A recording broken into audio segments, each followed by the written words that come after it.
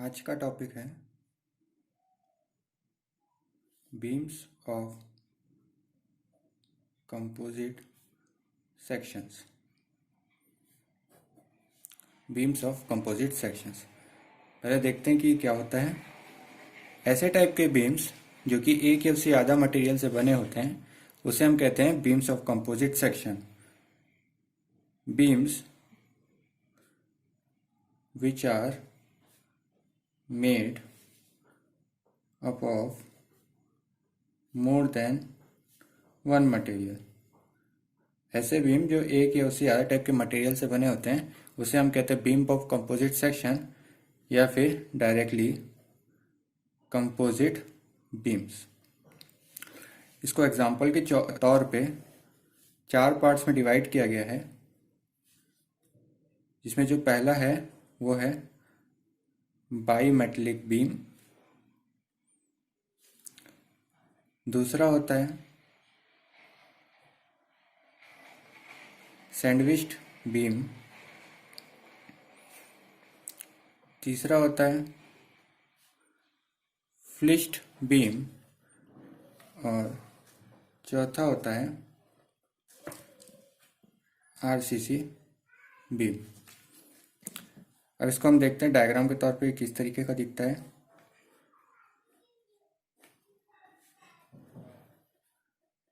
ये होता है बाईमेटलिक बीम जो अलग अलग टाइप के मटेरियल या दो अलग अलग टाइप के मेटल से बना होता है, जिसमें आपको 1 जो है वो शो कर रहा है एक टाइप ऑफ मटेरियल है मेटल, और जो पार्ट 2 है वो आपको शो कर रहा है दूसरे टाइप का मटेरियल या मेटल। सैंडविच्ड बीम कुछ इस तरीके का दिखता है, सेम ऐसे जैसे आपका सैंडविच दिखता है। जब आप सैंडविच बनाते हैं आपको जो ऊपर वाला और जो नीचे वाला मटेरियल है वो सेम रहता है, और जो बीच का मटेरियल है, जो बीच में आप जो लेयर्स फील करते हैं सैंडविच का, वो made up of another material. तो ये होता है सैंडविच बीम। फ्लिश्ड बीम कुछ इस तरीके का रहता है,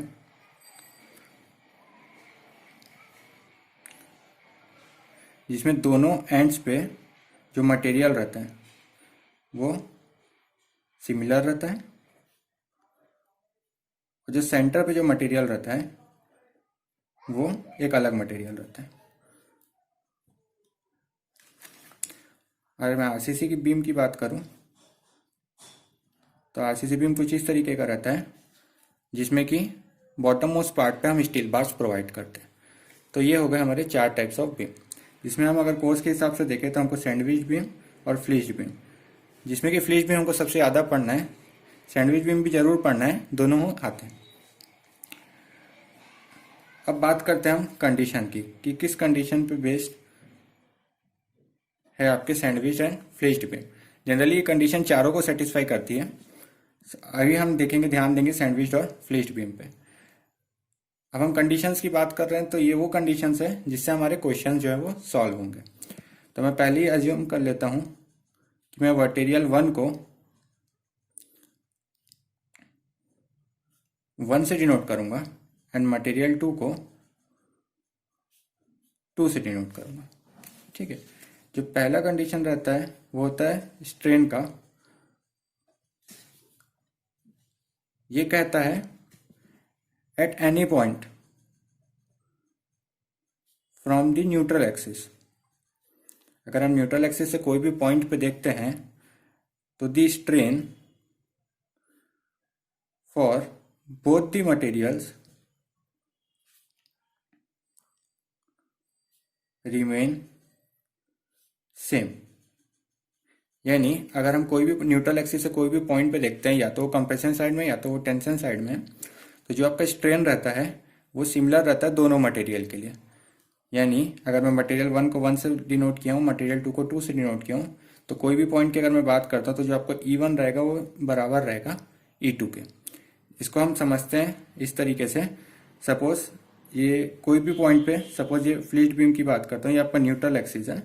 न्यूट्रल एक्सिस से ऊपर की तरफ मैंने कोई भी पॉइंट पे या तो कंप्रेशन या टेंशन दिया है, तो जो आपका चेंज इन लेंथ होगा वो सिमिलर होगा कोई भी एक पर्टिकुलर पॉइंट की। अगर मैं बात करता हूँ, सपोज ये आपका न्यूट्रल एक्सिस, अगर मैं इस पॉइंट की बात कर रहा हूँ तो इस पॉइंट पे जो जितना आपको मटेरियल 1 में स्ट्रेन होगा सिमिलर होगा आपका स्ट्रेन इन मटेरियल 2। तो इसलिए हम इसको कहते हैं E1 इक्वल्स टू E2। इसे हम कहा जाता है स्ट्रेन कॉम्पेटिबिलिटी कंडीशन।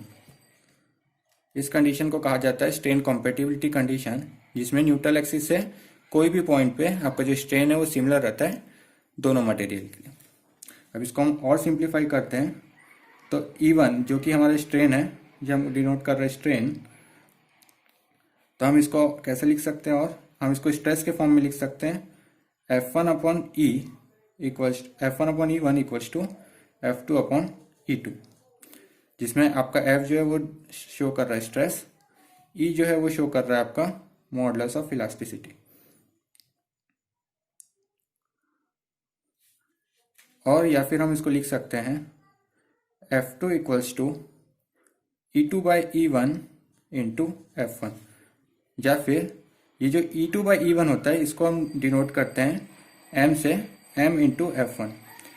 इस M को हम कहते हैं मॉड्यूलर रेशियो। मॉड्यूलर रेशियो जो कि रेशियो होता है between modulus of elasticity of material 2 divide by modulus of elasticity of material 1। तो F2 का हमारे पास एक नया फॉर्मूला है M इंटू F1। इससे हम देख सकते हैं कि जो भी मटेरियल 2 का जो स्ट्रेस है वो M टाइम्स है मटेरियल 1 के स्ट्रेस के। तो ये होता है हमारे एक कंडीशन। सेकंड कंडीशन जो होता है वो होता है मूवमेंट का।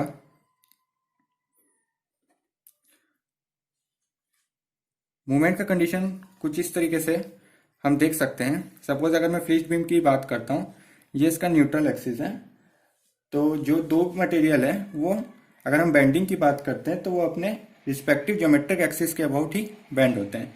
इसलिए जो दोनों का बेंडिंग है वो अपने अपने एक्सिस के हिसाब से अलग अलग होता है। इसको अगर मैं सिंपल लैंग्वेज में समझाने की कोशिश करूं तो हमको पता है मूवमेंट होता है हमारा force into R, F into R, जिसमें आर होता है आपका डिस्टेंस फ्रॉम दी सेंट्रॉइड। ठीक है, अभी आप आर देख सकते हैं दोनों मटेरियल के लिए अलग अलग होगा, क्योंकि जो इसका बोल सकते हैं आप जो इसका शेप है वो डिफरेंट है, या फिर जो इसका डायमेंशन है वो डिफरेंट है, तो जो आर है वो भी वेरी करेगा अलग अलग पॉइंट के लिए। तो इसलिए जो मूवमेंट ऑफ रेजिस्टेंस यहाँ पे कैलकुलेट करते हैं, जिसको हम डिनोट करते हैं MR से, वो होता है M1 प्लस M2, जिसमें आपको M1 शो कर रहा है फर्स्ट मटेरियल का movement of resistance, M2 show कर रहा है सेकंड मटेरियल का मूवमेंट ऑफ रेजिस्टेंस। इसको हम एक और कंडीशन से समझ सकते हैं। आपको पता है एक फॉर्मूला होता है हमारे पास बेंडिंग स्ट्रेस ऑफ बीम का, जिसे हम कहते हैं मिफ्योर से, जिसको हम डिनोट करते हैं। अगर हम फर्स्ट पार्ट देखें बस इसका, तो M इक्वल्स टू होगा M/I इक्वल्स टू होता है F/Y, या फिर M इक्वल्स टू होगा हमारा F/Y इंटू I। तो यहां से आप देख सकते हैं जो आपका F है, जो आपका स्ट्रेस है, वो अलग अलग मटेरियल के लिए अलग अलग होगा, इसलिए जो आपका मूवमेंट है वो भी अलग अलग मटेरियल के लिए अलग अलग होगा। तो यहां से भी हम ये कंडीशन को समझ सकते हैं कि क्यों हमारा M1 प्लस M2 हो रहा है।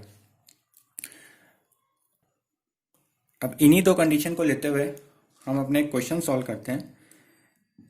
क्वेश्चन कहता है a flitched timber beam consist of 2 joists each 80 mm wide and 240 mm deep.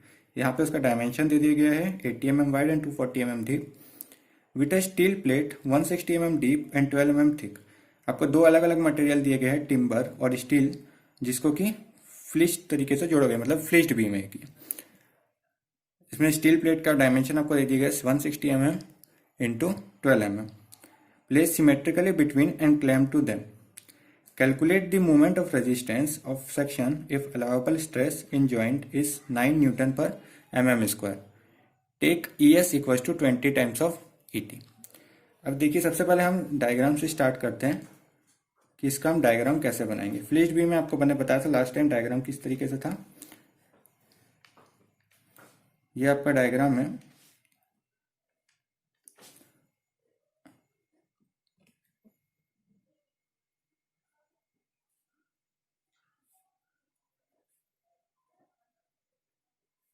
जिसमें ये आपका फर्स्ट मटेरियल है और ये आपका सेकंड मटेरियल है। तो सपोज फर्स्ट मटेरियल यहाँ पे टिम्बर है और सेकंड मटेरियल स्टील है। ठीक है, तो टिम्बर को मैं टी से डिनोट कर देता हूँ और स्टील को मैं एस से डिनोट कर देता हूँ। तो इसको मैं टी के रूप में लिखता हूँ, इसको मैं एस से डिनोट करता हूँ। आपको डायमेंशन देखिए किस तरीके से दिया गया है। ये जो आपको दिया गया है ये है आपका 240 mm, जो कि डीप बताया गया है आपको। विथ दिया हुआ 80 mm, और ये दोनों आपको बता दी गई कि दोनों टिम्बर के लिए, 2 टिम्बर जॉइस्ट लगे हुए दोनों के लिए है।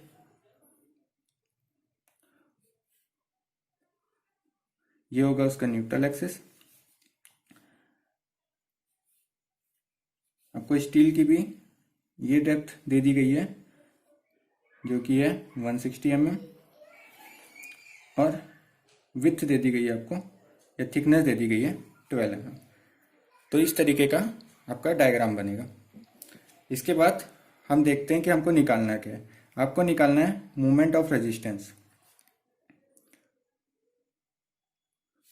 MR की वैल्यू आपको निकालनी है, जो कि होता है M1 प्लस M2, या फिर अगर मैं इसको इस रूप में लिखूं तो ये होगा MT plus M of S। MR equals to होगा MT plus M of S। इसको मैं इक्वेशन 1 से डिनोट कर देता हूँ। इसके बाद अगर मैं इसका स्ट्रेस डायग्राम देखता हूँ, तो आपका जो स्ट्रेस डायग्राम है वो कुछ इस तरीके का बनेगा। एक टॉप मोस्ट पार्ट पे आएगा कंप्रेशन का मैक्सिमम स्ट्रेस, और बॉटम मोस्ट पार्ट पे आएगा टेंशन का मैक्सिमम स्ट्रेस। अगर ये कंप्लीट 240 है तो ये मेरा होगा 120, ये भी मेरा होगा 120, क्योंकि आपका जो बीम है वो सिमेट्रिकल है, तो जो न्यूट्रल एक्सिस है वो बराबर सेंटर से पास होगा। ये आपको दे दिया गया है 9 न्यूटन पर mm²। अब आपको पता है बेंडिंग स्ट्रेस जो होता है, बेंडिंग स्ट्रेस इज बीम, उसका एक फॉर्मूला है जिसको हम डिनोट करते हैं मीफियर से। ठीक है, अब आप यहाँ पे देख सकते हैं आपको आर की वैल्यू यानी रेडियस ऑफ कर्वेचर की वैल्यू क्वेश्चन में कहीं पे भी गिवन नहीं है, तो हम इस कंप्लीट पार्ट को अभी फिलहाल के लिए नेग्लेक्ट करते हुए चलते हैं। तो जो आपके पास पार्ट बचा वो हुआ m/i इक्वल्स टू f/y। अब इसको अगर अलग अलग मटेरियल का देखा जाए तो ये हो जाएगा, अगर मैं स्टील की बात करता हूँ तो ms/is इक्वल्स टू fs/ys, और दूसरे मटेरियल के लिए हो जाएगा mt/it इक्वल्स टू ft/yt। आपको फाइंड करना है mt और ms की वैल्यू, जिसको आप यहाँ पे सब्स्टिट्यूट करेंगे तो आपको mr की वैल्यू पता चल जाएगी। तो सबसे पहले हम फाइंड करते हैं mt की वैल्यू। mt हो जाएगा ft/yt इंटू it। ft की वैल्यू, ft मतलब स्ट्रेस इन टिम्बर, तो मैक्सिमम स्ट्रेस इन टिम्बर कितना है आपको पता है। टिम्बर आपको पूरा ऊपर तक लाई कर रहा है और नीचे पूरा बॉटम तक है, मतलब आपका जो टिम्बर है वो उसका पूरा रेंज है 240। तो जो आपका टॉप मोस्ट वाला पार्ट है वो आपको जो 9 शो कर रहा है वो आपका टिम्बर का स्ट्रेस है। तो यहाँ पे आप 9 लिखेंगे, ft जो होगा वो 9 के बराबर होगा, yt यानी सेंट्रॉइड न्यूट्रल एक्सिस से सेंट्रॉइड का डिस्टेंस। अब yt कितना होगा यहाँ पे देख सकते हैं, जो उसका रेंज है वो यहाँ से लेके न्यूट्रल एक्सिस है, और कितना दूर तक जा रहा है ये पूरा 120 तक जा रहा है जहाँ तक हम ले रहे हैं। तो ये हो जाएगा 120 इंटू IT। आई है आपका मोमेंट ऑफ इनर्शिया, तो इसको किस तरीके से निकालते हैं अपन, bh³/12, यानी b हम देखते हैं b कितना है हमारा, b है हमारा 80 इंटू 240 का क्यूब होल डिवाइड बाय 12। अब ये करेंगे हम 2 टाइम्स। क्यों 2 टाइम्स कर रहे हैं, क्योंकि जो आपका मटेरियल है वो आपके जो टिम्बर है वो 2 तरफ है। ठीक है, तो हम इसको ट्वाइस करेंगे। हमको दोनों का एक साथ निकालना है मोमेंट। हमने MT लिखा, मतलब एक टिम्बर मटेरियल का लिखा, आपके पास 2 टिम्बर है तो आप दोनों के लिए IT निकालेंगे। तो अब हम इसको कैलकुलेट करते हैं कितना आ रहा है।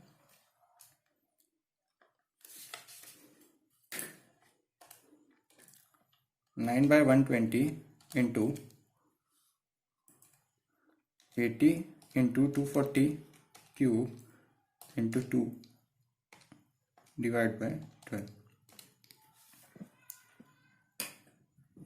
ये आ रहा है हमारे पास 13.82 into 10⁻6 10⁻6 Newton mm। 13.82 into 10⁻6 Newton mm। इसके बाद हम फाइंड करते हैं ms। ms का फॉर्मूला होगा fs upon Y T into fs upon Y S into I S. अब देखिए यहाँ पे हमको सबसे पहले fs की वैल्यू फाइंड करनी पड़ेगी, क्योंकि आपका जो स्टील है वो इस पार्ट तक है बस, ठीक है, ना कि वो टॉप तक लाई कर रहा है। तो सबसे पहले इस पार्ट तक फाइंड करने के लिए हमको देखना पड़ेगा कि इस पार्ट तक का पहले डिस्टेंस कितना है, यहाँ से यहाँ तक का डिस्टेंस कितना है। तो ये हो जाएगा, देखिए आपका जो स्टील है वो बीचों बीच लगा है न्यूट्रल एक्सिस के। तो यहाँ से यहाँ तक का अगर डिस्टेंस में लूँ तो ये हो जाएगा आपका 80 mm about the neutral axis, और ये हो जाएगा आपका 80 mm below the neutral axis. तो सबसे पहले अगर उसको टिम्बर से देखें हम तो ये 120 है, यहाँ ये आपका 80 mm हो गया, ठीक है। तो इस पॉइंट पे सबसे पहले हम टिम्बर का मैक्सिमम स्ट्रेस निकालते हैं, ठीक है। आप ये बोल सकते हैं ये जो इसका ये आपका जो स्ट्रेस डायग्राम है ये मैंने टिम्बर के लिए बनाया, स्ट्रेस डायग्राम फॉर टिम्बर है, ठीक है। इसका कंबाइंड डायग्राम भी बनता है, stress diagram for timber and ये कंप्लीट मटेरियल के लिए भी एक स्ट्रेस डायग्राम बनता है। अभी मैं टिम्बर की बात कर रहा हूँ, तो टिम्बर का सपोज ये स्ट्रेस डायग्राम है, तो हमको इस पॉइंट पे सबसे पहले फाइंड करना है कि वैल्यू कितनी होगी। इसको मैं एक्स डिनोट कर देता हूँ, इस पॉइंट पे स्ट्रेस की वैल्यू कितनी होगी। तो सपोज उसको मैंने एक्स से डिनोट किया, तो इस पर्टिकुलर मैं ट्राइंगल को लेके चलता हूँ, तो इसको सिमिलर ट्राइंगल से सॉल्व करने की कोशिश करते हैं। हमको निकालना है एक्स, तो एक्स अपॉन 9 इक्वल्स टू ये हो जाएगा 80 अपॉन 120, ठीक है। सिमिलर ट्राइंगल से हम अगर सॉल्व करते हैं तो ये हो जाएगा एक्स अपॉन 9 इक्वल्स टू 80 अपॉन 120, या फिर यहाँ से हम अगर एक्स निकालने की कोशिश करें तो कितना आएगा, इसको कैलकुलेट करते हैं। तो ये हो जाएगा 20 इंटू 9 6। यहाँ से अगर हम एक्स निकाल रहे हैं तो वो हो रहा है 6 न्यूटन पर mm स्क्वायर, ठीक है। ये हुआ बराबर एफ ऑफ टी के, मतलब आपका एफ ऑफ टी स्टील के पॉइंट, मतलब जहाँ पे आपका स्टील एंड हो रहा है वहाँ पे आपका टिम्बर में स्ट्रेस कितना आया है 6 न्यूटन पर mm स्क्वायर। अब हमको निकालना है एफ ऑफ एस, तो इसी पॉइंट पे एफ ऑफ एस कितना होगा आपका, ये होगा m इंटू एफ टी, जो हमने रिलेशन पिछले बार निकाला था, m इंटू एफ टी। यहाँ पे आपका m था मॉडुलर रेशियो, m था आपका मॉडुलर रेशियो जिसमें था, इसका फॉर्मूला था E2/E1, ठीक है। तो यहाँ पे आपका जो सेकंड मटेरियल है वो आपका स्टील है, तो ये हो जाएगा ES/ET। आपको ES और ET के बीच का रिलेशन दिया हुआ है, तो ES/ET करेंगे क्वेश्चन में, तो ये हो जाएगा 20। तो इसको जब हम यहाँ पे सब्सटीट्यूट करते हैं तो आपकी एफ की वैल्यू कितनी आएगी 20 इंटू 6, ये हो जाएगा 120 न्यूटन पर mm स्क्वायर, ठीक है। मतलब आपके जो स्टील का जो मैक्सिमम स्ट्रेस आया वो आया 120 न्यूटन पर mm स्क्वायर। अब हम इसको सेकंड इक्वेशन में सब्सटीट्यूट करते हैं, तो आपका ms की जो वैल्यू हो जाएगी वो कितनी हो जाएगी 120 divide by y of s। अब यहाँ पे y ऑफ s कितना है हमारा, स्टील आपका यहीं तक लाई कर रहा है, तो यही आपकी डिस्टेंस होगा फ्रॉम दी न्यूट्रल एक्सिस। ये कितना डिस्टेंस हो रहा है 80, तो 120 अपॉन 80 इंटू आई एस, मतलब यहाँ का मोमेंट ऑफ इनर्शिया। तो ये हो जाएगा बी डी क्यूब बाय 12, तो ये हो जाएगा आपका बी है 12 इंटू 160 का क्यूब डिवाइड बाय 12, ठीक है। आप देखेंगे यहाँ पे ध्यान देंगे ट्वाइस नहीं होगा, क्योंकि आपका जो स्टील है वो सिंगल है। इसको हम कैलकुलेट करते हैं तो ये कितना आता है 120 डिवाइड बाई 80 इंटू 12 इंटू 160 का क्यूब होल डिवाइड बाई 12, ये आपका आ रहा है 6.144 इंटू 10⁻6 न्यूटन m, ठीक है। अब हमको m ऑफ t की वैल्यू मिल गई, m ऑफ s की वैल्यू मिल गई। अब हमको फाइंड करेंगे m ऑफ r, जिसको हम सब्सटीट्यूट कर देंगे, दोनों वैल्यू को सब्सटीट्यूट कर देंगे in equation 1। In equation 1 M R कितना है ms mt प्लस ms, तो mt कितना है हमारा ये आया था 13.82 into 10⁻6 Newton mm plus 6.144 into 10⁻6 Newton mm। दोनों का समेशन करेंगे तो कितना आ रहा है? दोनों का समेशन 13.82 प्लस 6.144, ये आ रहा है 19.96 इंटू 10⁻6 न्यूटन mm। ठीक है, या फिर इसको लिख सकते हैं आप 19.96 किलो न्यूटन मीटर। अगर आप इसको कन्वर्ट करेंगे तो ये हो जाएगा 19.96 किलो न्यूटन मीटर, जो कि आपका फाइनल आंसर। तो इस तरीके से आपको फ्लिज्ड बीम के क्वेश्चन सॉल्व करने हैं। नेक्स्ट क्लास में हम और क्वेश्चंस देखेंगे इस पे बेस्ड।